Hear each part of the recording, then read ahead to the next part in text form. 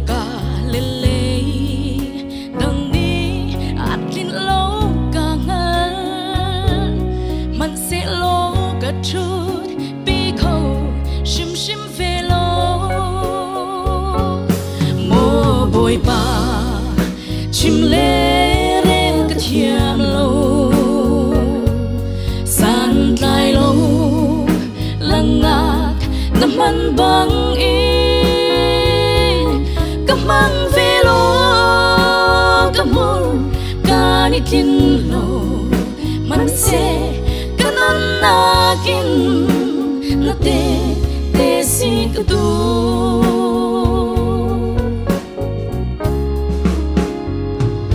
hivole zum bang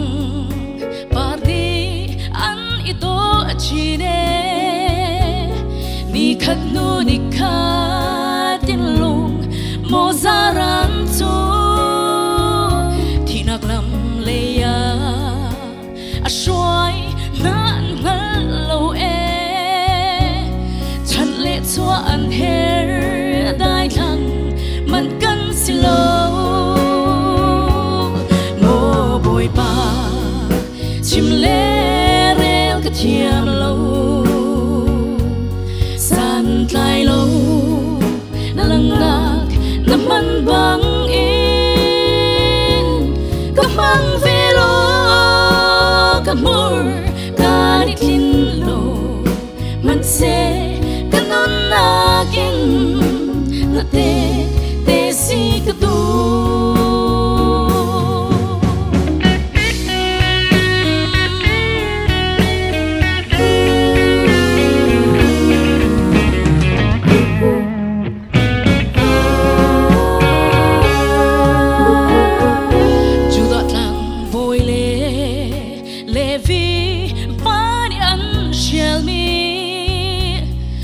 thân ít chua tu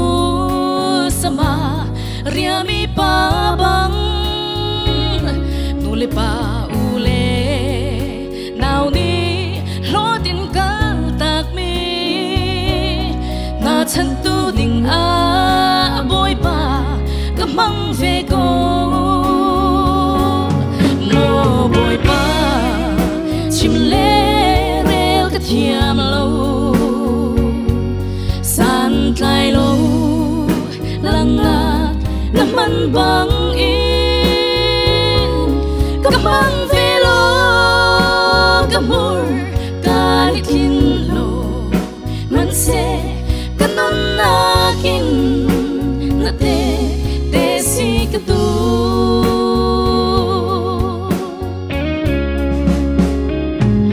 som thum le kum riat aseng baban tu ki pe tu nei lo mi suan sa dang mi una andam ko na ki asi atsan mo boy pa ke hi kan na ka tiang song ka pe ko lai mo boy pa chim le thiam lo san tlai lo